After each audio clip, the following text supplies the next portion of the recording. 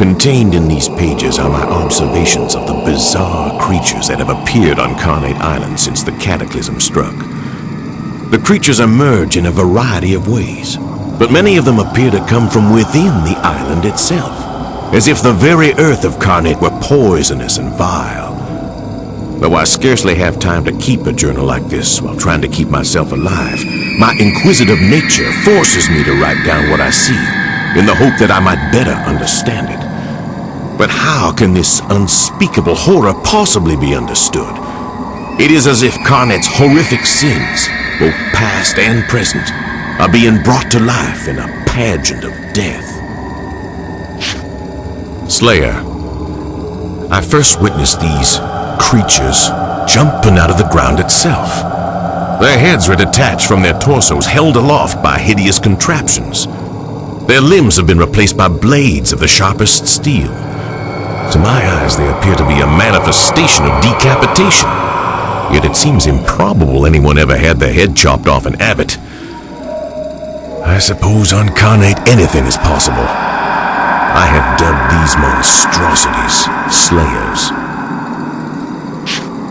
Marksman. Based on the battery of rifles attached to its back and the blindfold around its head, this marksman appears to be the reincarnation of a military firing squad. Abbott was originally a POW camp during World War II, so it seems likely they would have had executions of that sort. Indeed, there are stories of a rogue colonel who was to be court-martialed but instead took his own life. Perhaps he is connected to these abominations. Mainliner. In the 1970s, lethal injection was introduced as the most humane means of state-sanctioned killing. To date, 25 such procedures have taken place in Abbott. This creature, I call him the Mainliner, appears to suffer with every move he makes. Perhaps the mixture of sodium pentothal, pancuronium bromide, and potassium chloride in his veins is not to his liking. The numerous needles jabbed into his body cannot help his disposition. Nooseman. Not only is this Nooseman dead from being hung by the neck, but he also appears to have had his skin removed. I wonder if these creatures are tied to the legendary story of the inmates who, outraged by the death of fellow workers in a quarry mining accident, hung and skinned 5 COs. The Noosemen are more supernatural than many of their brethren, ripping themselves straight out of the ceiling in some entirely impossible manner. Burrower.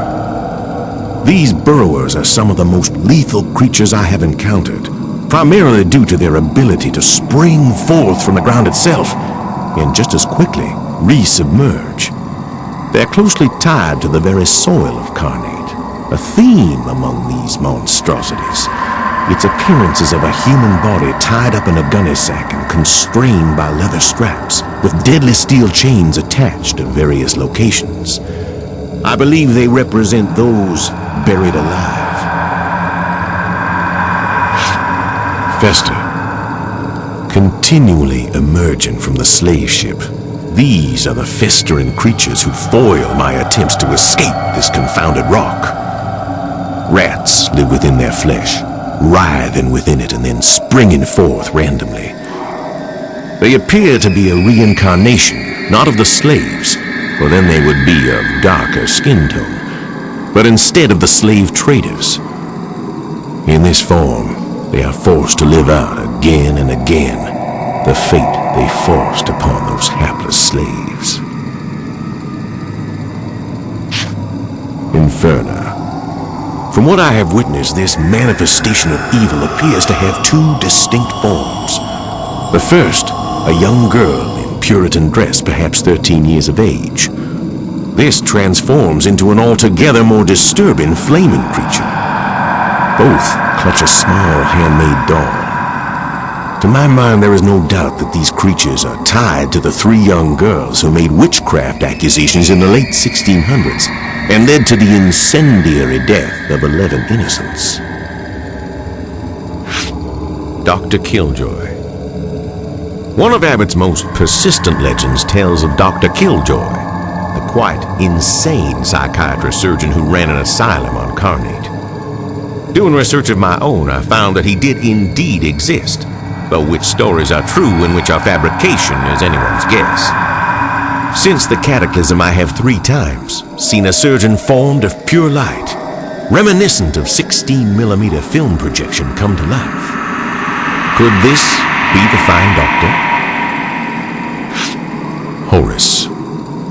Many inmates break once inside Abbott, but none have snapped more extremely than Horace Gage, who, the tale goes, became convinced his wife wasn't safe without his protection and sliced her to ribbons during a conjugal visit. He ended up in the mercy chair, electrocuted by Abbott's then executioner Hermes Hates.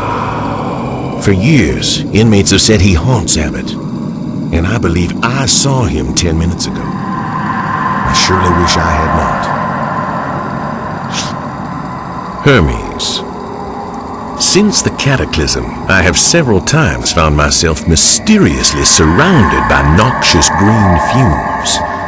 I have fled in each case, and I think if I had not, I might not be alive to write this now. Within the gas, I have seen a humanoid who seemed to take great joy in the prospect of my death. Could this be Hermes, Abbott's resident executioner for several decades? If I recall, he took his own life in the gas chamber.